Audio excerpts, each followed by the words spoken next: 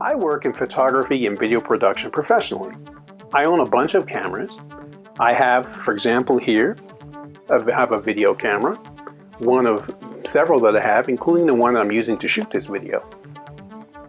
This is a DSLR camera. It shoots both video and stills. And of course, I also have a smartphone right here that also shoots photos and videos. I use them a lot, every week in fact, as this is my profession. And I've been in the production field for over 30 years. In a past video I created, I offered you some suggestions on using your video photography cameras more.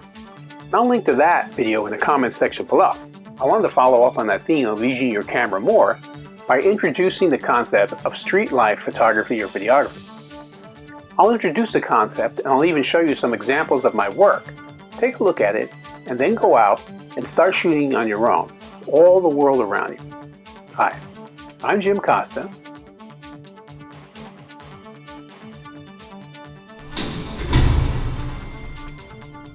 I'm a videography, photography, and technology guru, and I created this blog to help you to become a tech-savvy senior. My tips and advice are useful to anyone, but my specific focus is in helping seniors become more familiar with technology to improve and better their lives. So what exactly is street life photography and videography? Well, it's defined in Wikipedia as photography or videography conducted for the art or inquiry that features unmediated chance encounters and random incidents within public places. Though people usually feature directly, street life may be absent of people and can be an object or environment where the image projects a decidedly human characteristic in facsimile or aesthetic. So, what does this mean? Those are just words. That don't make any sense. Basically, think of it as capturing random moments of the world all around you. The street photographer can be seen as an observer of the streets. Framing and timing can be key aspects of the craft, with the aim of some street photography being to create images at a decisive or poignant moment. Street photography can focus on people and their behavior in the public, thereby also recording people's history. Now, I am a lover of street photography and videography. It's what inspired me to pick up a camera and shoot in the first place. It became a fairly addictive hobby, in fact. There is nothing like capturing or stealing a moment. So many special things happen day to day, which are just fragments in our lives. I find it interesting to watch people observe and capture a brief snapshot of their lives. I'm fascinated by the lives of others. I love collecting images of people and scenes on the street. I find that often these images can be iconic, poetic, and even thought-provoking. The best part about shooting street life images and videos is that you don't need to be a pro to do it. You just need a camera with you when you walk around, so grab one and just start shooting. So what are the secrets of getting started in street life? Well, number one is travel light and bring the right lens for you. Don't carry too much equipment. Choose one lens or two tops and stick with that to start. I keep my camera around my neck or over my shoulder at all times. Choose your camera wisely. After a whole day, certain cameras can be very cumbersome to carry. If you're serious about walking around the streets, plan the equipment in advance. For example, a comfortable camera strap is a must. I find the best ones have a neoprene cushioning at the neck. Take your camera everywhere with you so it starts to feel like it's a part of you. Literally an extension of your eyes or your hands. Tip number two, decide on color versus black and white. I like to simplify my photos to give more focus to the subject matter. Black and white images work well for this. I find that while I love color portraits and also color for conceptual work, black and white gives me a cleaner and more simplified image. There are so many ads and other people and cars and things on the street, so many distractions, it can get very confusing to the eye in a color image. Sometimes a color image is necessary, especially if you're shooting in a busy place like Times Square in New York City. So pay close attention to the background and how it may enhance your picture. And decide if you want it in color or in black and white. So as I mentioned, I'm going to show you some actual images that I shot. Now, here I have Photoshop open, and this particular image is a gentleman that I saw playing his saxophone in Times Square in New York City in January of 2018. And this is the color image as I shot it. But when I was talking earlier, I said you have to choose between color and black and white. So let me show you the difference in black and white. My preference for this images was to make it black and white because I thought it added a bit more to the stark nature of the cold scene. You see people, they all have their winter coats on here, and he's in his winter coat and he's playing saxophone in his gloves. And it was January, so it was the middle of winter. But I just thought it looked better in black and white. Here's another image. This is also in New York. This is in Queens. And I was in the subway station in Queens on the number 7 train at this stop, 111th Street. And this woman is sitting here. And I made this black and white ultimately because the picture looked a little desolate. I mean, New York kind of is. It's a harsh environment in the winter. It's really cold. It was probably about 20 degrees or less at the time. She's sitting there all by herself. She has kind of a sad look on her face, just staring around, waiting in the cold for the train, and she's all by herself on the platform. And so I thought black and white made this, it really brought out the stark nature of her reality. However, I also mentioned when you're shooting, you have to choose between black and white. So I specifically mentioned Times Square. So here is that same time of year in Times Square, and obviously with the theater lights. Here's another image of all the neon advertising that they have in Times Square. So it makes sense to make these images in color because color is really what makes Times Square light up. So it's always a choice between the two. It wouldn't make sense to make these in black and white because it would actually lose something. And here's another image, one more, where I had to choose between color and black and white. And what this is this was an artist painting in the street, and that's actually in Umbria in Italy in July of 2018. And he was painting his pictures here on the ground during a street festival, and I noticed this little kid walk up, so I quickly grabbed my camera and grabbed a quick shot of it. Just because I kind of really liked it. It looked really interesting. His work was pretty good. He painted all these images on the ground, and then this kid was fascinated by him. So I really liked it. So this one I chose to keep in color simply because of his work. It related to his work. That was the primary thing. All these images, these iconic images that he's painting, were in color, so it made sense to keep it in color. And that's a choice you as an artist have to make. Tip number 3, steal a moment. Watch people's behavior and body language. Anticipate moments before they happen, such as a couple about to kiss. Follow human interactions, watch people, stand in a spot for a while or in one specific area and wait for a moment to happen rather than search the streets for it. Try to be invisible so you can capture a moment without anyone knowing. So now let's show you some of my steal a moment images. This particular image, as I mentioned, I suggested looking, for example, for people kissing. This was a young couple. They were on a bench. This was in Turin, Italy, in July of 2018. And I happened to see these guys sitting on a bench, looking happy and in love, and I quickly grabbed my camera and snapped this shot. This is a similar idea as the last image. This was a couple, again happy in love, about to kiss, standing next to the Ponte Vecchio, which is in Florence, Italy. And I just happened to be across the street and I saw them standing there, and as quick as I could, I grabbed it and I came up with this shot. Here's a similar idea. This image, this is the Bridge of Sighs. And this is actually in Venice, Italy. And I'm on a bridge similar to this, further away from these people with the bridge in the background. But here they are, they're hugging, they're framed nicely between the bridge they're on and the Bridge of Sighs, famous bridge there. standing over one of the canals, and it just, to me, it looked really interesting, so I captured it really quick. They didn't even know that I was there. Sometimes street life photography is ironic, and I found this image to be ironic. Here we are, this girl standing next to an old payphone while she herself is on her smartphone. This young lady was standing there waiting for a water taxi on her phone, and I just found it kind of funny to see her doing that while standing next to a payphone.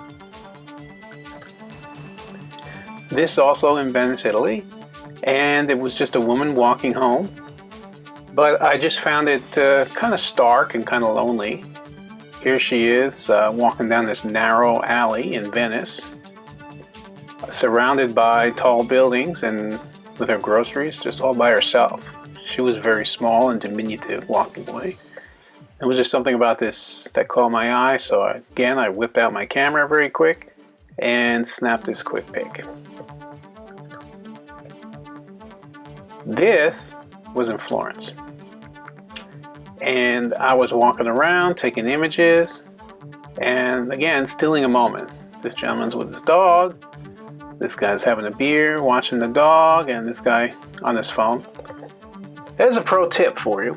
People are always distracted these days with their smartphones, so if there's a really interesting image you want to capture, look for people on their smartphones because they're always looking down and not looking around. Now this was in Umbria in Italy, and again another woman on her smartphone. And this is one thing I noticed in Italy because I went to many cities in Italy, is that people like to look out over the square from their windows, and they always seem to be doing something, staring at the crowd, people watching, I guess, or on their phones or whatever. But again, person on their cell phone, easy to steal a moment. And this is also kind of interesting because it's a frame within a frame. Here she's in her window on this big stark wall within the frame of the picture. And this was one of my favorite pictures. I took this in Turin, Italy, in a pouring rainstorm, and this gentleman here with cigarette hanging out of his mouth and a large belly and pockets stuffed with cigarettes and more cigarettes in this pocket and more cigarettes in this pocket and his cell phone and all kind of stuff, just standing there probably waiting for the bus or waiting for the rain to pass. I saw him standing there about to grab a cigarette, and I snapped a pic just because it was, well, to me it seemed so atypical of how people view, maybe not Italians, but Europeans in general. But anyway, so there you have it. Stealing a moment. Tip number 4, look for multiples of the same thing within an image and capture that. Often find multiples or repetition interesting in a shot, so look for scenes with this type of rhythm. Parades and protests are great places to find good street scenes, as well as places where many people congregate. So here's some images of multiples. And in this image we have multiple people. These are all musicians, these are people enjoying the musicians. And I included this section here, it is a moment in time captured, but it's indicative of that type of street image that includes multiples. Here, this image here I took actually in Honolulu, Hawaii. And of course in their vacation and travel and tourism advertisements and things, they always show you the hotels and the beach and Waikiki and Diamond Head and all these beautiful places, but they don't show you inland a little bit that actually looks like this. One thing about street photography is you can accentuate things that you see. You can point out injustices. You can point out that the reality of parts of Honolulu is not necessarily what they show you or what the tourists see, but this is how many of the people in Honolulu actually live. And these beat up cars and this trash really shows that. Now this, again, multiples. This was in Montreux in Switzerland. And you have these people all sitting here on a pier on Lake Geneva. And they're all just, living their lives. And this moment is actually gone the second even one of these people gets up and leave.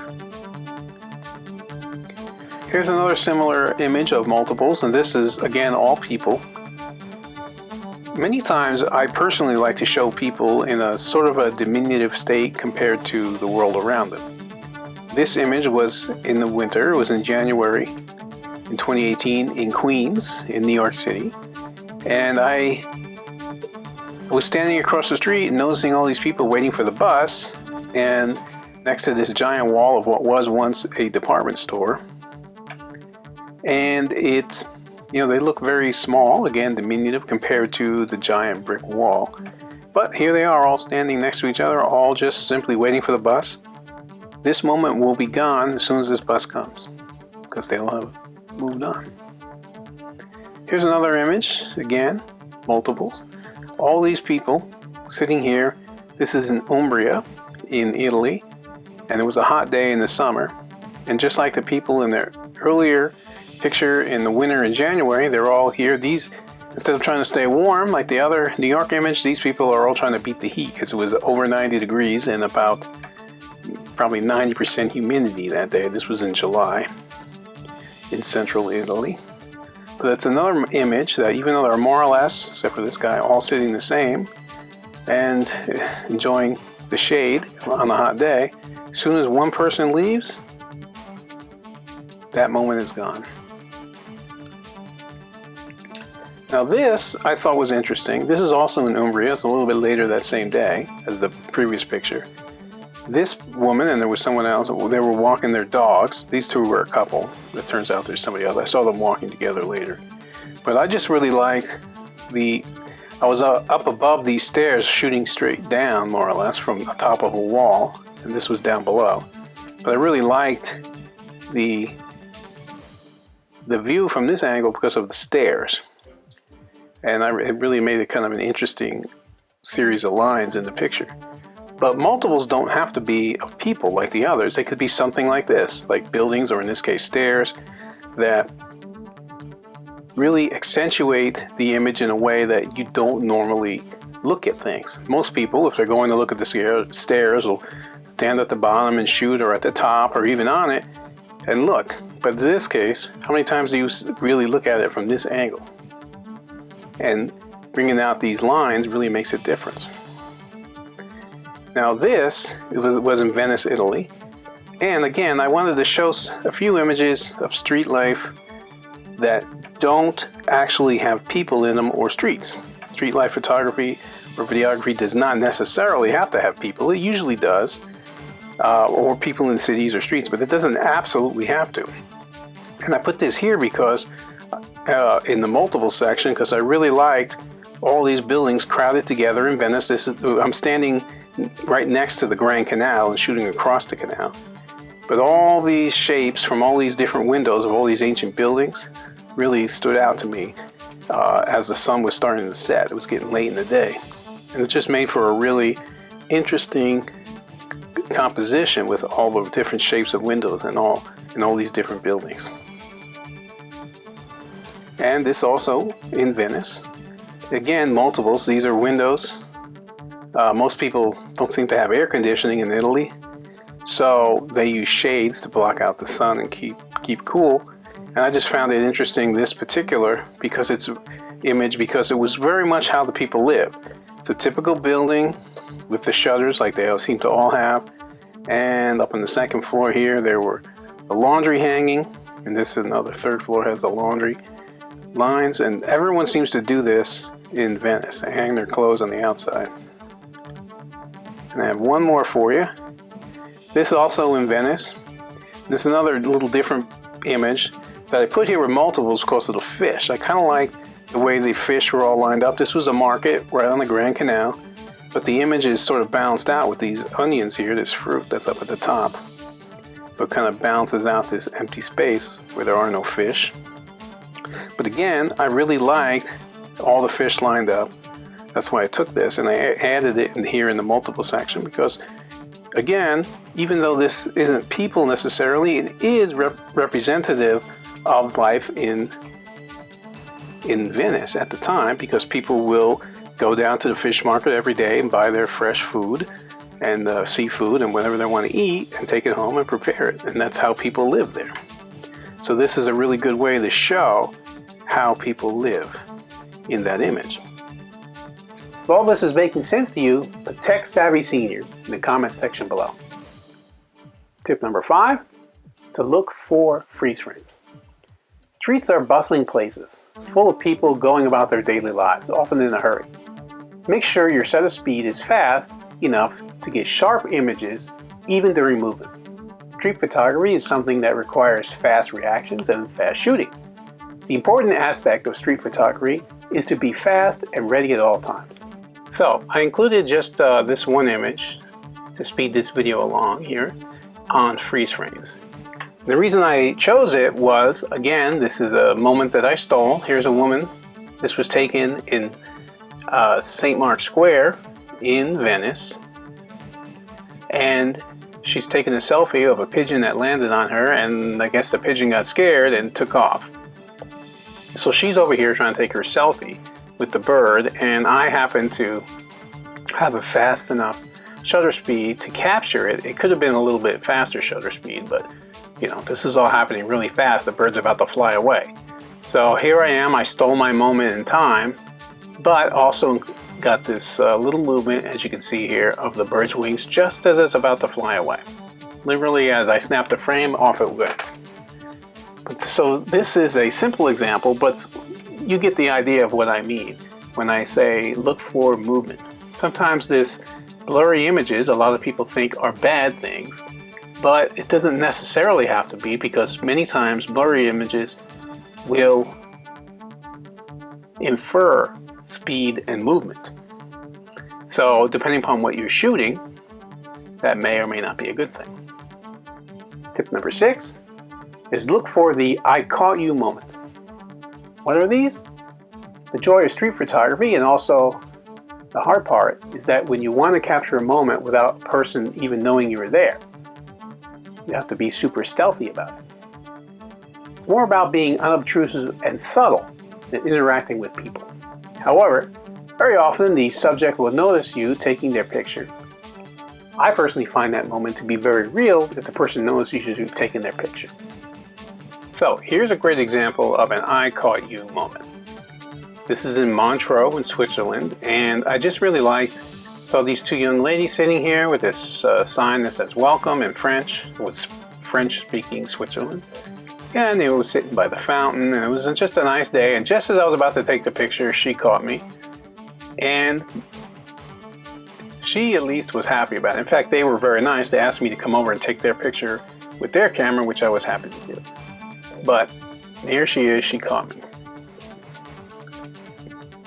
Here's another image. I took this one in Venice, and you can see the canal is under here, and this is a little bridge. And I was interested in just, you know, everyday life as I was taking pictures. I've shown some others, and this young lady here, she caught me, and she has a bit of a surprise on her face, because she noticed that I was taking her picture from another bridge a ways away.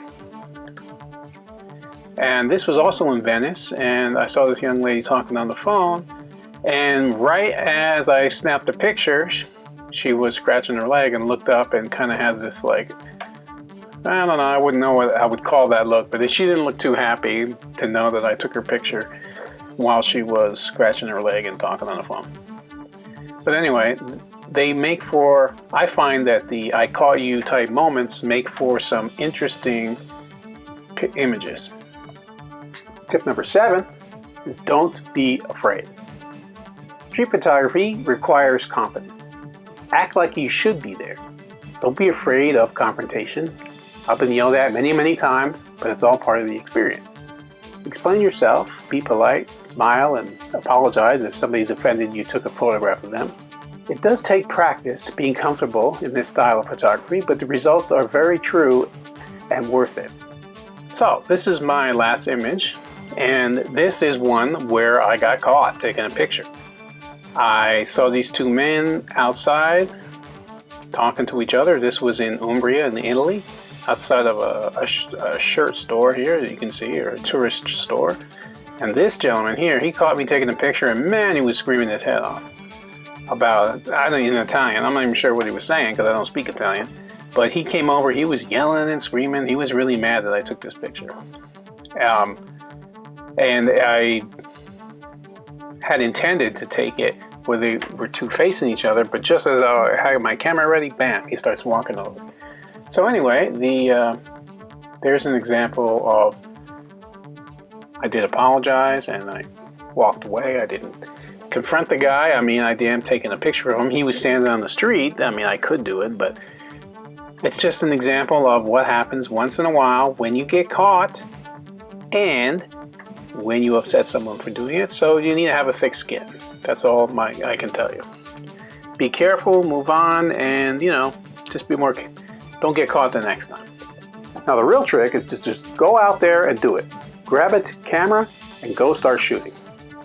If you found the information I provided in this video useful, please like it, comment, share it, and remember to subscribe to my channel, Jim Costa Films. If you would like more information on becoming a tech-savvy senior or to see other videos and photos, you can connect with me by looking for Jim Costa Films on Facebook, Instagram, Twitter, and online. I currently have over 4,000 videos on my YouTube channel, Jim Costa Films, so feel free to check it out and see many of my other videos, including my photography tips in this blog.